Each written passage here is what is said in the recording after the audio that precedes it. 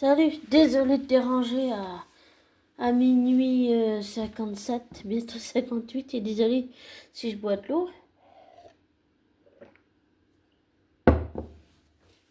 Je voudrais réagir, non, mais j'ai appris quelque chose qui m'a choqué à propos de, comment ça s'appelle l'autre là, Morgan Makeup, je sais plus quoi.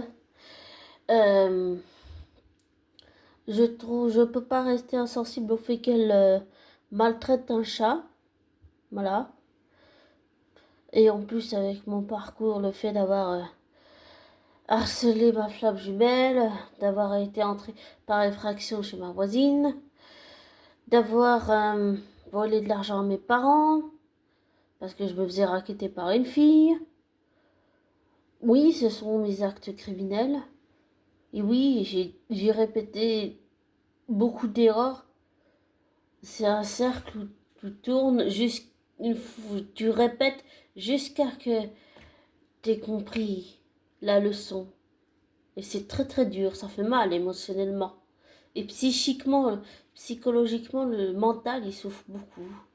Et là, ce que j'ai vu sur Morgan Truc, je ne peux pas rester insensible au fait qu'elle maltraite un chat et que ce chat doit être sauvé de ses griffes, si je puis dire ça comme ça. Et que c'est honteux de faire ça à un animal. Voilà. C'est inacceptable. Comment on peut faire ça à un chat? C'est inacceptable. J'arrive pas à tolérer ça. J'arrive pas. Je voulais parler aussi d'une autre actualité, voilà, Morgan Truc, voilà, mais je voulais parler aussi de... je suis allée voir pendant 5 jours le film Thunderbolts, qui a été rebaptisé New Avenger, et j'adore le film, j'adore le film. C'est surtout le personnage de Robert Sentry-White qui est très intéressant. Et comment expliquer ça? Je sais pas comment expliquer ça en vrai, mais ce que je vais dire, c'est quelque chose qui n'est pas explicable rationnellement, ni avec rationnel, ni avec de médicaments, ni avec de la mentalité, ni avec tout ce qu'on peut imaginer de rationnel et de carré, ni avec des œillères. Physiquement, je ressens la douleur des gens réels dans la vraie vie. Je vis ça depuis des années. Dernièrement, ça s'est à nouveau accéléré et c'est revenu plus fort que jamais. Mais ça s'est produit aussi avec un personnage fictif, donc Robert, qui est aussi Sentry et qui est Void. Et je ressens la douleur des gens réellement dans la vraie vie, physiquement, hein. Mais j'avais encore jamais ressenti la douleur physique d'un personnage fictif. Comment je peux dire ça? Je l'ai ressenti avec... je dis ça, mais je suis peut-être contradictoire dans ce que je dis. Je suis désolée, mais comme je suis comme tout le monde, je suis pas parfaite, je suis imparfaite. J'ai ressenti avec Thor, avec Wanda, avec Loki, avec, avec Bucky, beaucoup avec Wanda, avec Thor, beaucoup, même énormément avec Loki aussi. Pour moi, si je puis dire ça comme ça, ce sont ceux qui ont, sur le plan psychique, psychologique, affectif et émotionnel, c'est ceux qui ont le plus souffert. Et désolé, mais j'arrive pas à pardonner que Oda ait voulu se servir de Loki dans sa soi-disant paix de, avec les géants des glaces, là.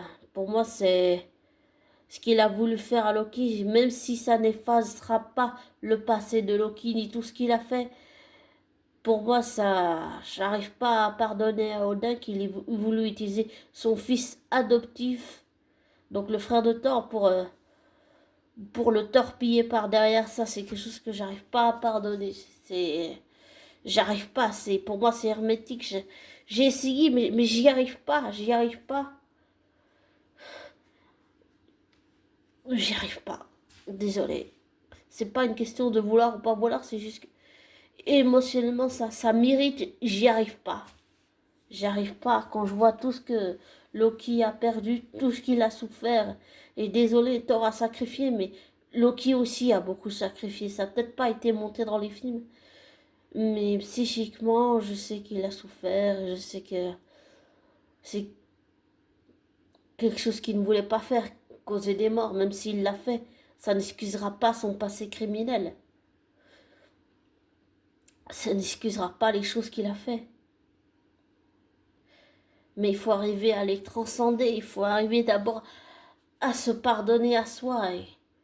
Et je pense que Mobius, il a agi comme un grand frère. Je trouve qu'il s'est conduit comme un grand frère, avec une sorte de paternité, mais un peu comme un grand frère en même temps, avec Loki, pour lui montrer la voie, pour lui montrer qu'il peut faire confiance aux gens. Il a eu des amis, il l'a eu. Il voulait une famille, il l'a eu. Loki a eu tout ce qu'il voulait. Mais là, j'ai vraiment envie, dans ce film de Doomsday, Avengers et tout, j'ai vraiment envie de voir une réconciliation entre Thor et Loki. Ce serait vraiment... C'est quelque chose que je rêve depuis tellement longtemps. J'allais dire depuis des années. Vraiment depuis longtemps. Je rêve de ça, je n'attends que ça. Une réconciliation définitive entre les deux frères. Ah, j'attends que ça.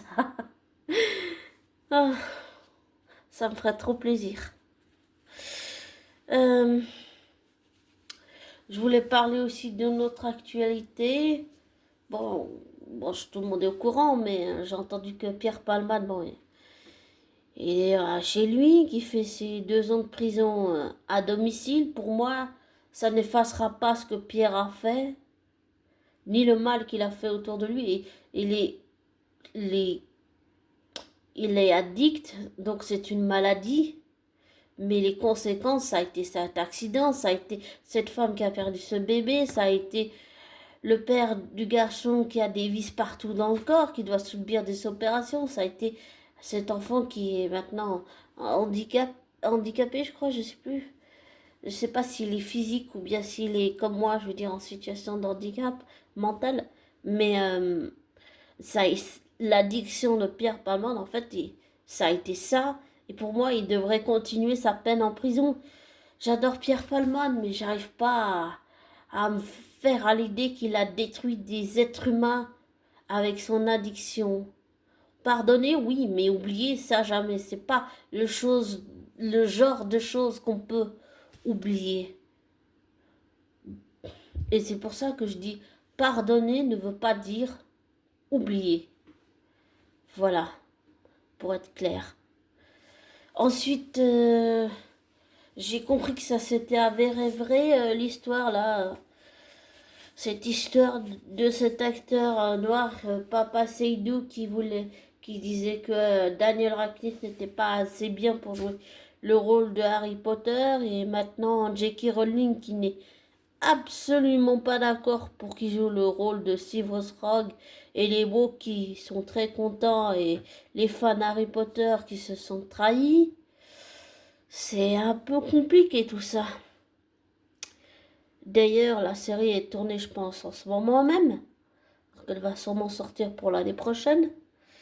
J'ai compris que ce serait un livre, une saison jusqu'au 7e livre. Je me demande s'ils vont faire le 8e Harry Potter et l'enfant maudit, là, même si c'est qu'une pièce de théâtre. Genre des années après.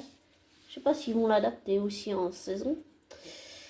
Peut-être, j'en sais rien. J'en sais rien du tout. Je dis n'importe quoi, je sais pas, je rêve. Enfin voilà. Une autre actualité que j'ai entendue, on a eu pas mal de noms, de noms révélés pour Avengers Doomsday, et que il voudrait faire revenir Jonathan Majors, mais pour booker l'arc là avec le personnage de Kang. donc éliminer le personnage définitivement, que Kevin Feige essaye de remettre l'ordre dans ce bordel et que les frères Russo sont à la réalisation, qui tournent, ils vont tourner Avenger Doomsday et qu'ils vont le tourner, je sais pas quand la suite, je sais pas. Je sais pas parce que Infinity War et Endgame, j'ai entendu que ça avait été tourné simultanément, donc sur la même année, presque genre en même temps. Mais comme ils ont déjà fait Endgame, Infinity War, j'ai, je, je fais confiance aux frères Russo parce que ce qu'ils nous ont fait la dernière fois, là, Avengers Endgame, ils ont, même s'il n'y avait pas de cohérence, ils ont réussi à emboîter les pièces les unes dans les autres et à raccrocher les wagons ensemble pour que ça raconte une histoire. Alors je pense que ils vont nous faire quelque chose de bien. Et peut-être que j'ai tort de leur faire confiance, mais vu ce qu'ils nous ont fait la dernière fois avec les personnages de Marvel, je pense qu'ils sont tout à fait capables de raccrocher les wagons à nouveau et de recommencer de nous faire un truc vraiment magnifique. Bon, il y a surtout les histoires d'incursion, tout ça, tout ça. Et puis, pour en revenir à Thunderbolt, j'ai compris qu'il y avait certains des nouveaux qui ne les connaissaient pas, mais j'allais dire, j'ai suivi certains films, j'ai pris ce qui m'intéressait, bien sûr, comme beaucoup de fans de Marvel. J'ai suivi les personnages qui m'intéressaient, et donc je connais tous les personnages de Thunderbolt, je connais leur parcours, je connais leurs histoires, je connais ce qu'ils ont fait subir aux autres, mais je connais aussi les souffrances qu'ils ont subies et ce qu'ils ont enduré aussi. Peut-être que c'était plus facile pour moi, je sais pas. Peut-être pour les fans qui arrivent à tout suivre. C'est vrai que j'ai pas regardé toutes les séries parce qu'il y en a vraiment trop. J'ai regardé Multiverse of Madness, j'ai regardé Doctor Strange, j'ai regardé WandaVision, j'ai regardé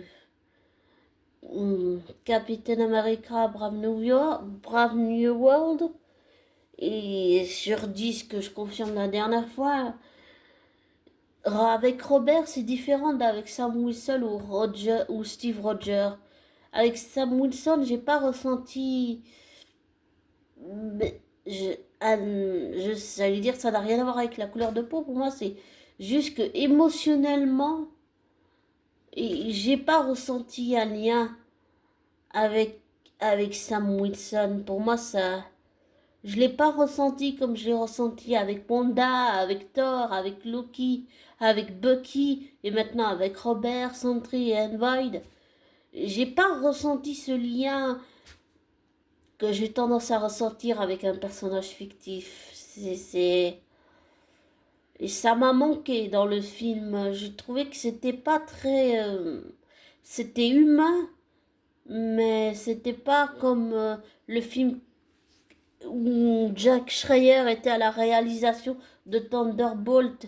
Ça, c'est un film qui est très, j'allais dire, on peut pas dire ça, mais j'allais dire, qui est très être humain, qui est très le plus humain qui soit de Marvel.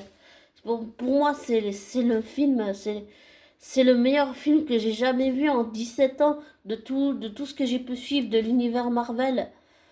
J'ai vu aussi Homecoming, Far From Home. Et puis j'ai aussi vu la... comment elle s'appelle? Tante May, quand elle décède. J'étais aussi dans la salle. Et je crois bien que... Bon, c'était bourré à craquer, hein. Mais je crois bien que j'ai pleuré ce jour-là. Quand Tante May est morte, j'ai pleuré. Ouais, elle m'a touchée.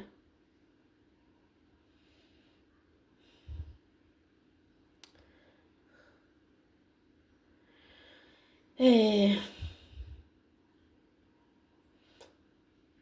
j'ai... J'aurais aimé que Tante May ne meure pas, c'est tout. Mais c'est vrai que c'était nécessaire pour faire grandir le personnage de Peter Parker interprété par Tom Holland. Mais j'aurais aimé qu'elle meure pas, c'est tout. Et c'est vrai que maintenant que le Peter Parker de Tom Holland est tout seul, ça me fait penser au début là avec Andrew Garfield et puis avec avec Tobey Maguire qui jouait aussi Spider-Man. Et en fait, j'ai appris ce que Tobey Maguire, qui est un ami de Leonardo DiCaprio, a fait. Il faudrait que, si tu veux comprendre, regarder la chaîne de Gossip Gloss qui explique un peu toute l'affaire, toute l'histoire. Mais il a fait quelque chose que je n'ai pas vraiment cautionné. Disons qu'il a détruit la vie de quelqu'un, émotionnellement, je pense. Et qu'il a retourné... Ah, c'est trop compliqué à expliquer. Je te conseille la chaîne de Gossip Gloss si tu veux vraiment comprendre ce que je viens de te dire sur Tobey Maguire. Mais c'est le Peter Parker Tom Holland, ça m'a rappelé les débuts avec Andrew et Tobey Maguire.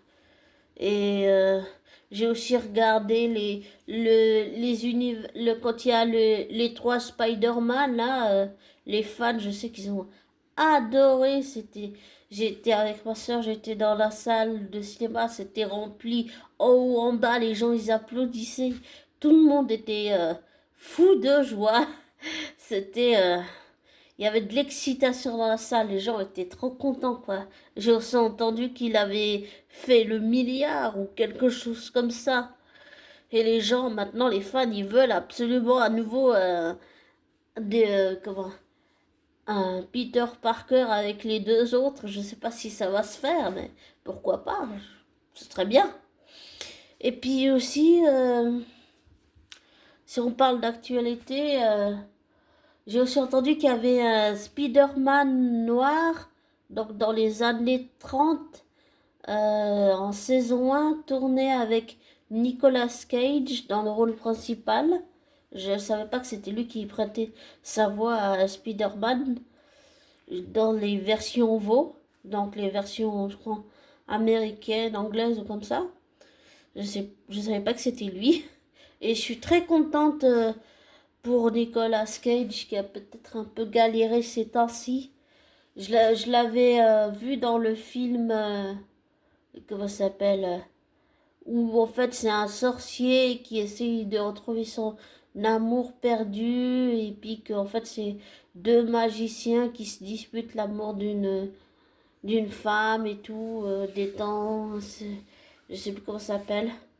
Et puis en fait, j'ai adoré le film, dommage qu'il n'y a pas eu, ça s'appelle L'apprenti sorcier ou comme ça, quelque chose comme ça, où en fait c'est un ancien magicien ou je sais plus quoi. En fait, Merlin avait trois apprentis,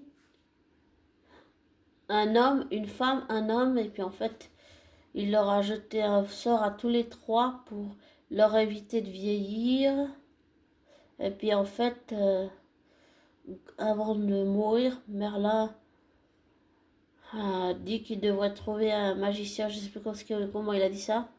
En fait, j'ai toujours entendu parler de Nicolas Cage, mais je crois qu'il est le neveu de François Coppola, mais qui voulait pas, comment on va dire, comment on dit, tu sais, quand comment on appelle, pas tiré, comment on appelle ça, pistonné, je crois qu'il voulait pas être pistonné, il voulait tenter sa chance lui-même et Nicolas Cage a réussi sa carrière. Et bon, il y a eu des hauts et des bas, comme, j'allais dire, comme dans chacun de nos vies qu'on vit. Pardon, 2 minutes, je bois de l'eau.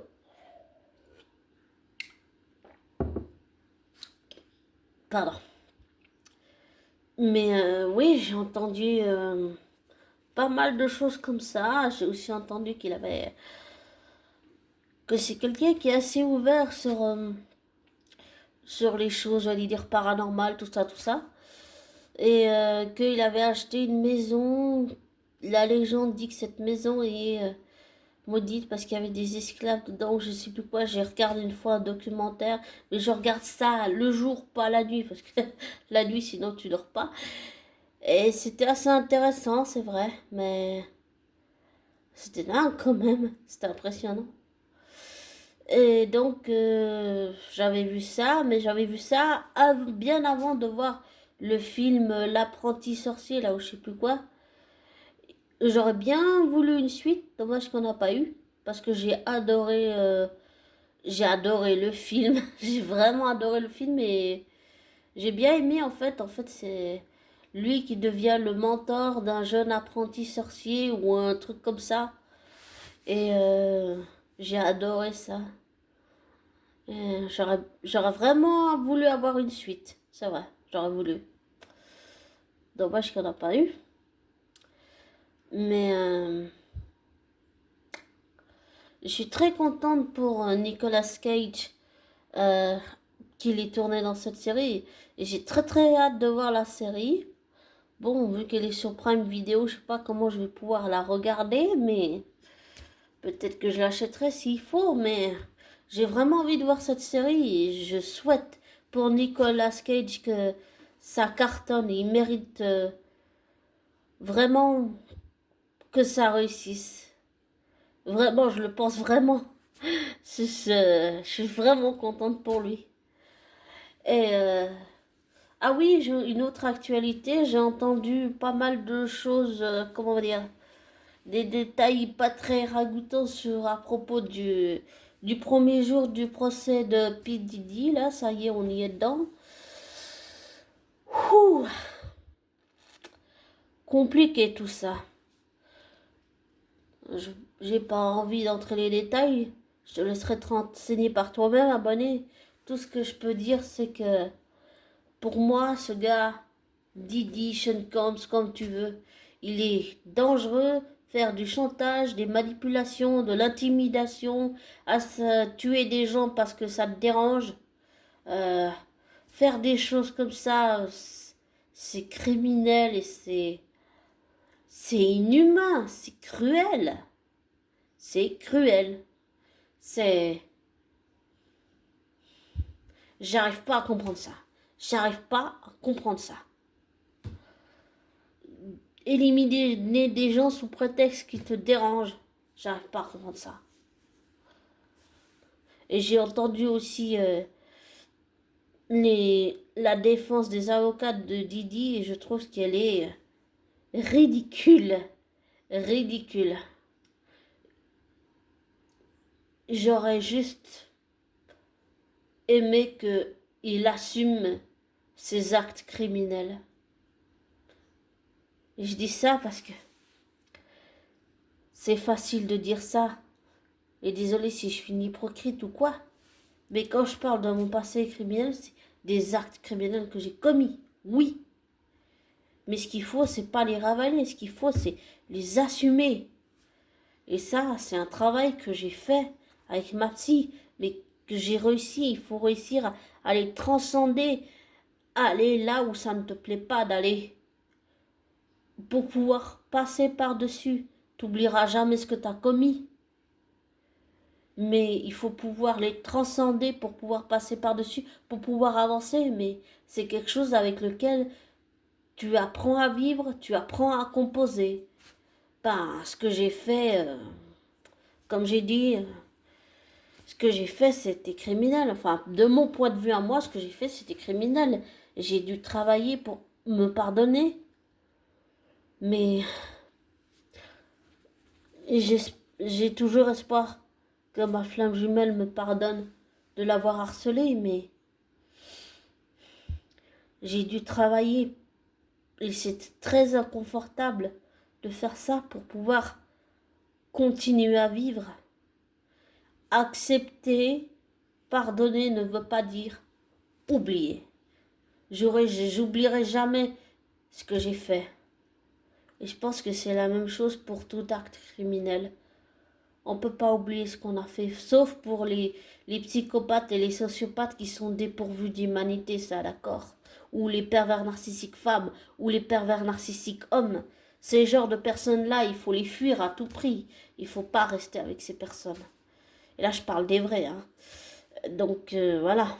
Mais pour moi, dans ma logique, c'est que pour l'avoir fait et pour considérer que mes actes sont criminels, et pour avoir fait ce travail, et je parle, et ça n'engage que moi, qu'avec mon expérience et avec les clés, les outils que j'ai appris et avec lesquels qu'on m'a donné, j'ai dû apprendre à oublier, non. S'en souvenir, oui. Pardonner, oui. Oublier, non. Et composer avec, accepter. Et quand je dis passer par-dessus, ça ne veut pas dire oublier, ça veut dire tu sais que tu les as commis, tu sais que c'est ton passé, même s'il est sombre, que ça restera toujours là, que c'est quelque chose qui ne partira pas.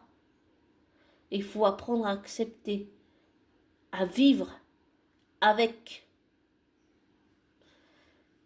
Et quand je parle d'assumer, c'est ce que j'aurais aimé que Sean Combs fasse, au lieu de tout nier. Nier l'évidence ne sert à rien. Le mieux, c'est d'assumer. Et pour l'avoir fait, c'est sûr que psychiquement, on souffre beaucoup. C'est beaucoup de remises en question, c'est beaucoup de travail. C'est aussi des nuits où on ne dort pas. En tout cas, j'ai pas dormi. J'ai mal dormi au moment où j'ai fait tout ce travail. Et j'ai...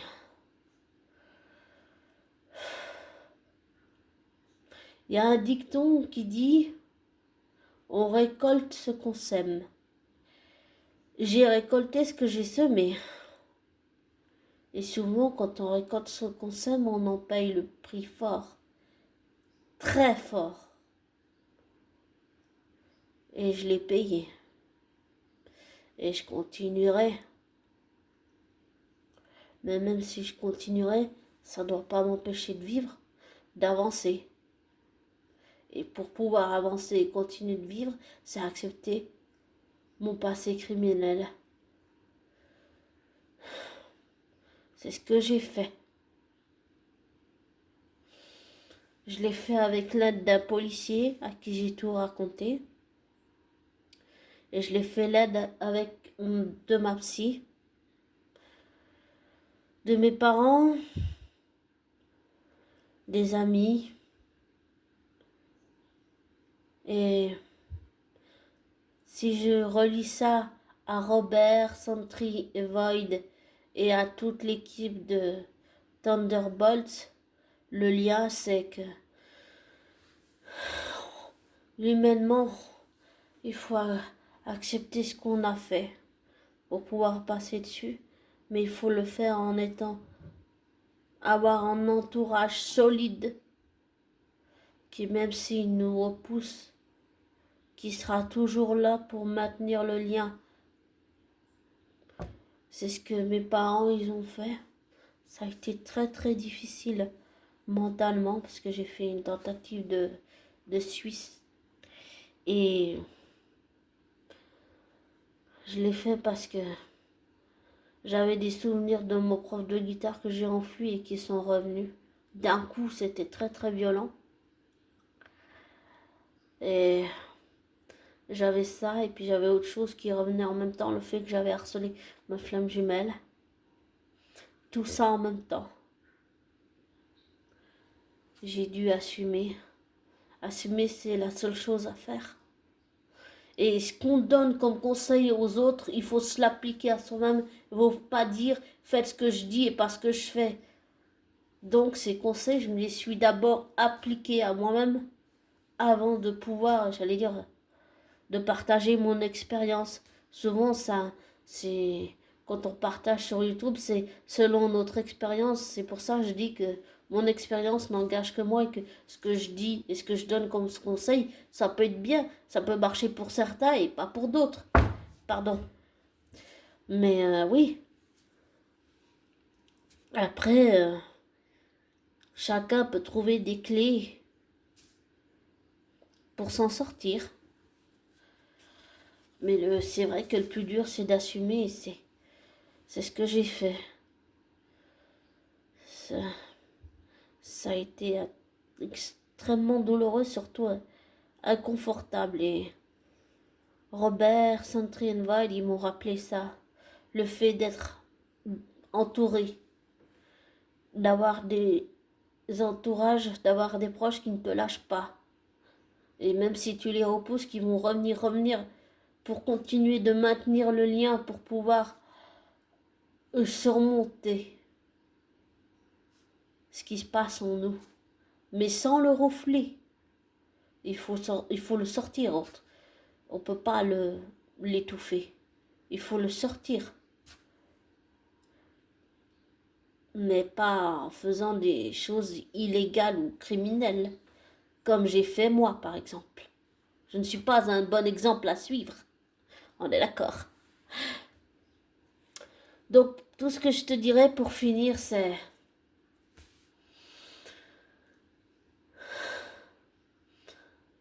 affronter les choses telles qu'elles sont et pas telles qu'on veut le voir. C'est affronter les choses telles que la vie l'a décidé. Pour nous. Et le faire même si ça nous met dans une position inconfortable et qu'on ressent toutes les douleurs et toutes les souffrances qu'on a causées aux autres. En étant bien entouré.